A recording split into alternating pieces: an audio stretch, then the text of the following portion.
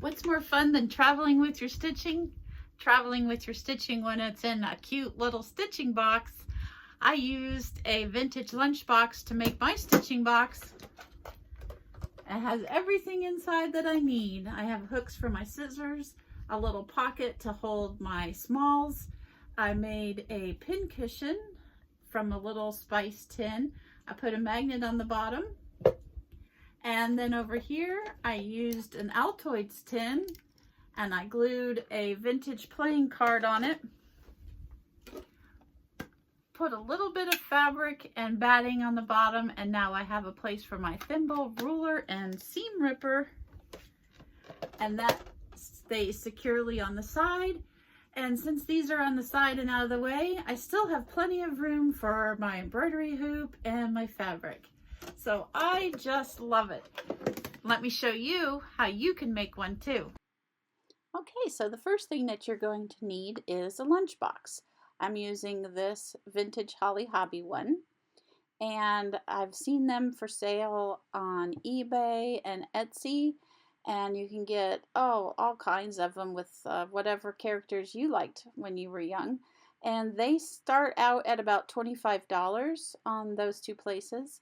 And then I have seen on Amazon as well, you can get new ones that are plain silver. That would look really cute with some stitching attached to the front. Or you can get new replicas of like Care Bears and stuff. And those start out about $15. I also have this old plaid one here, and I'm showing you that. I think it'd look really cute with piece stitching on front to cover up those black marks. The inside doesn't really matter what it looks like because we're going to cover it all over with fabric. This one I think is pretty old. It has a leather handle on it. Pretty good shape. But we're going to go with the Holly Hobby one. So the first thing that you're going to need to do is clean it. And if it has any kind of sticky residue, price tags, tape with names, anything like that, I recommend Goo Gone. It works really well to take off old tape and price tags and that kind of stuff. So you're going to want to just make sure you get all that off and then clean your lunchbox. And if it does have one of these thermos holders, you can just pinch it and it'll come right on out of there. So again, don't worry about the rust or anything. We're just going to make sure it's all clean. And then we're going to go and get a piece of paper. I just use this craft paper, and we're going to use it to mark off a pattern for the inside of the lid, because we're going to create a padded insert for the lid. So first of all, we need to make a pattern so we can cut our cardboard out.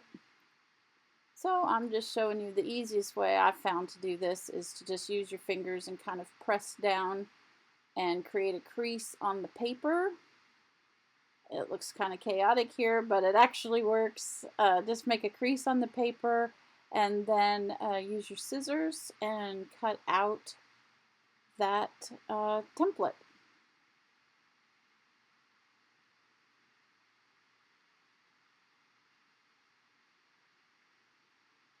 So once you've got that all cut out, now you're going to need your cereal box to use the cardboard or something similar weight.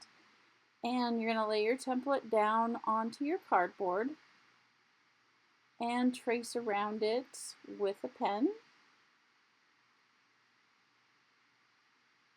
Then you're going to cut that out, and then when we made our template, we did the full height of the lid, and we actually need it to be at the bare minimum a 1/4 inch from that inside edge where the hinge is, because it's going to flip up and the inside of the lunchbox is going to have to fit there. So I trimmed a 1/4 inch off of my cardboard, and honestly I wish I would have cut off a little bit more, because once you get the fabric wrapped around and then the fabric for the pocket, it kind of makes it tight. So I would suggest a little more than a 1/4 inch.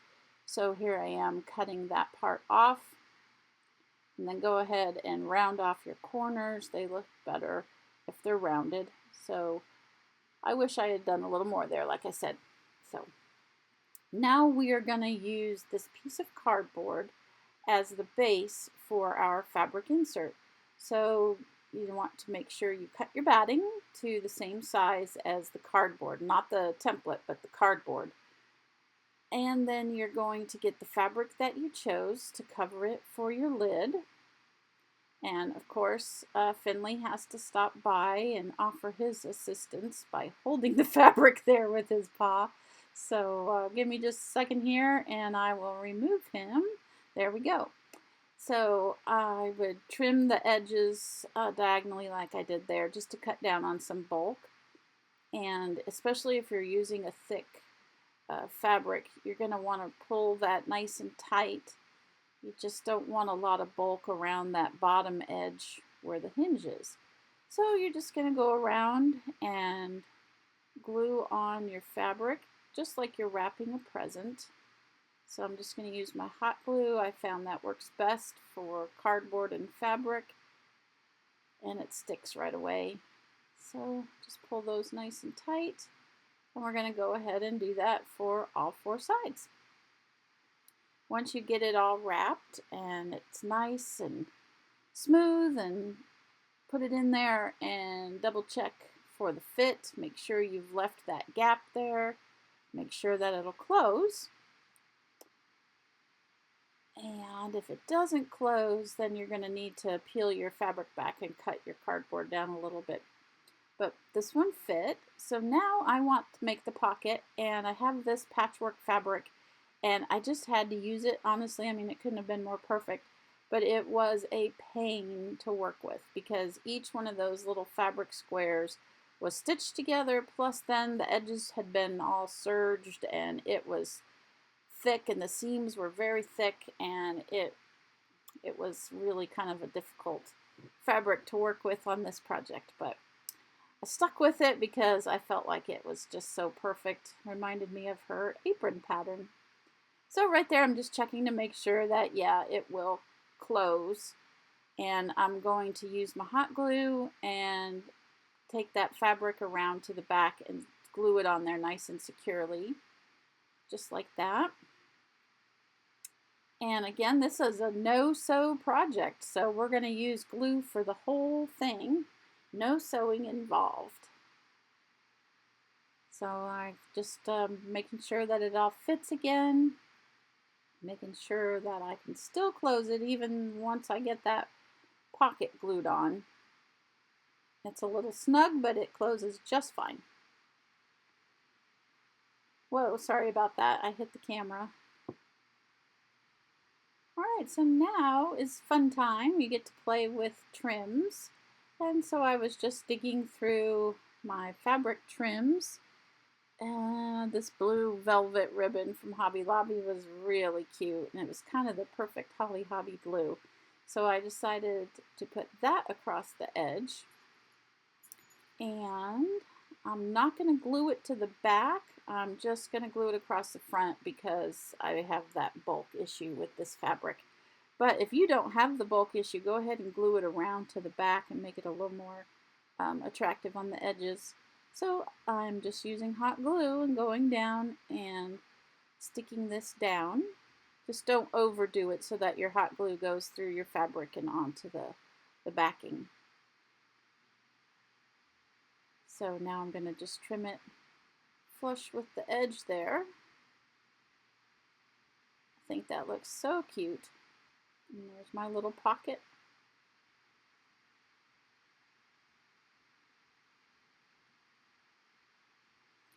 Okay, so once we have finished the top, now it's time to work on the bottom. We are going to cut strips of cardboard to act as like a base to glue our fabric onto. These strips measure roughly ½ inch. Yeah, just a little over ½ inch. I would say ½ inch to an inch would be just perfect. I would kind of lean more towards the ½ inch. And what we're going to do is they are going to have the fabric attached to them, and then we are going to glue them onto the edge around the lunchbox using E6000 because it's metal. I think that just holds best. So you want to cut out about 3 strips. You won't need the full length of all 3, but you want enough cardboard to be able to go all the way around.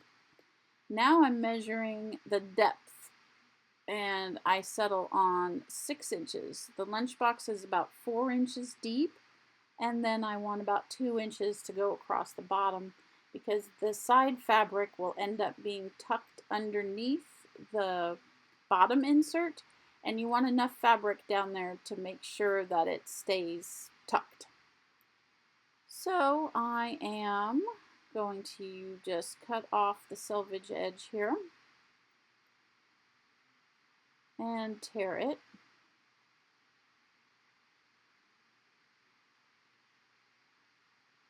And then I will measure a strip that is 6 inches wide. And it's off camera there, but I make a slit, cut the fabric at the 6-inch mark, and then I tear it. And you won't see any of these raw edges, so tearing it is just fine. And here I'm just showing you that the fabric is going to go around like this.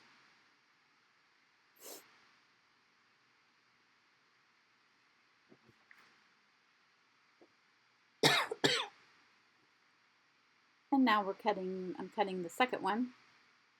So I measured my fabric and it wasn't long enough to go just one strip all the way around. That would be nice. That way you don't have any seams. So if yours goes, if you have a longer piece of fabric, you can definitely just tear one strip that's long enough to go all the way around. So now I'm gonna take this over to the iron and press it. So this is where we're going to glue our cardboard strips down. So we're gonna do the right side of the box. So the box that has all the design and the pattern and everything, we're gonna glue that to the wrong side of the fabric. Because when we attach the fabric and cardboard to the inside of the lunchbox, we're going to fold the cardboard under so that it just creates a nice finished edge. And you'll see here in just a second what I mean by that. Okay, so I have flipped the cardboard over so that now the right side of the fabric is showing on the inside of the lunchbox. I've gone all the way around the top edge with my E6000, and I've used little clips to hold it in place. And now I'm getting to the point where the end is meeting the beginning. I'm making sure to glue the fabric to the lunchbox as well as the fabric to the fabric. Got to get that lid on, you know, E6000, that stuff just pours out of there. So I'm just pinching it and I'm going to use that clip there to hold it and add one more clip right in there to hold that nice and secure and let it dry. So you're just going to roll that cardboard to the back. You can see right there I'm using my thumb and pushing up on that cardboard edge. That way you just get this nice edge on your fabric, and it just looks like it has a nice finish to it. So we're just going to set that aside and make sure that the bottom just lays flat.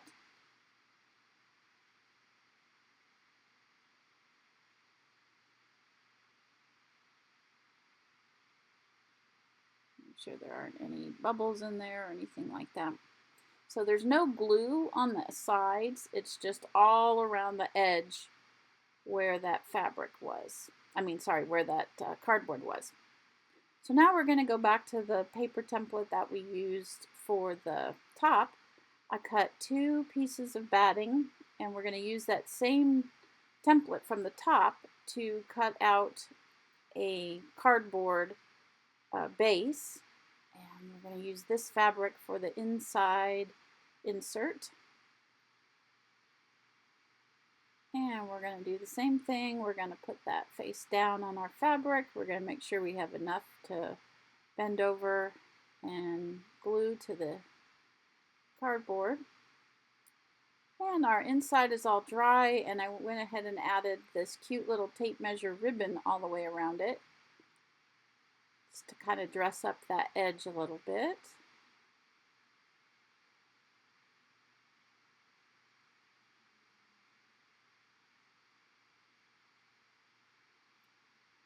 And here's our bottom piece. It's all been glued. Now I'm going to take some E6000 and I'm just going to apply it here because this is the only place where the cardboard is going to attach to the metal. So that's where I'm going to put the E6000, and the bottom doesn't really move out of there very easily or anything. Oh, I'm pointing out to check and make sure that if you have a pattern on your fabric that is directional, make sure you're putting it in the direction that you want. So I'm pushing down on the cardboard to the E6000 and the metal to make sure that there's contact, and that's tucked down in there nicely so we don't really have to worry about too much more glue. And you can see on the sides there that once you put down that bottom piece, the sides just kind of smooth out. Here's my top piece. I went ahead and hot glued 2 hooks on there. I did a bigger hook and a smaller hook just for different things that I might want to hang on there. And we're going to attach the cardboard to the metal with the E6000. Again, I just feel like that's what's going to work on this metal the best. So I'm not going right up to the edge because there's like this little valley, this little ditch that runs around the side there so that the bottom of the lunchbox can fit in. So I'm just doing it on the high points of the edge. And then I'm putting it on the middle part of this lid insert because that's the part that's going to hit the metal. And then I'm also going to go ahead with some hot glue just to kind of make it so that it'll stick quickly so that it doesn't slide while the E6000 is drying. So we're going to put that in. We're going to make sure we have it pushed all the way to the top so that we do have this minimum 1/4 inch gap down there. I'm just going to push it down.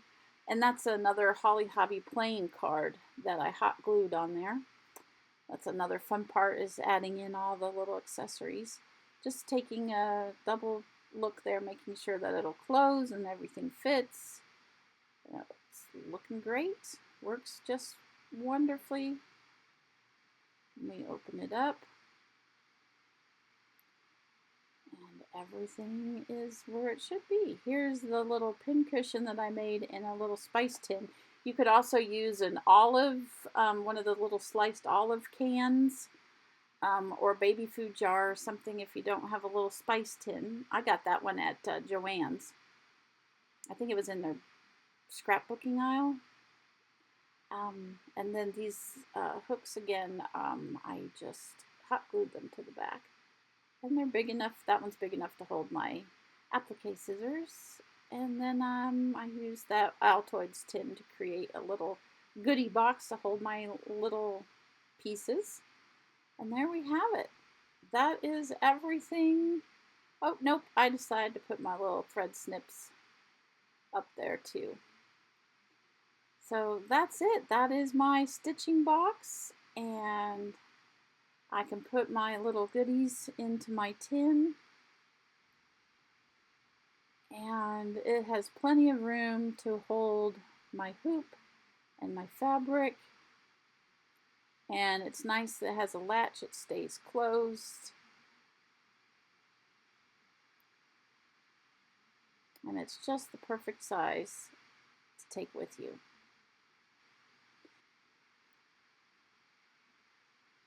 And that comes off nice and easy because it's a magnet and it sits on the table just fine. And then I wanted to show you that I found this adorable little tin at Hobby Lobby in the sewing or in the needlework section, I guess. It fits right in there. The top slides open and it holds my needles. And it just is one more cute little accessory to put in there. So it closes just fine and is adorable. Thanks for watching.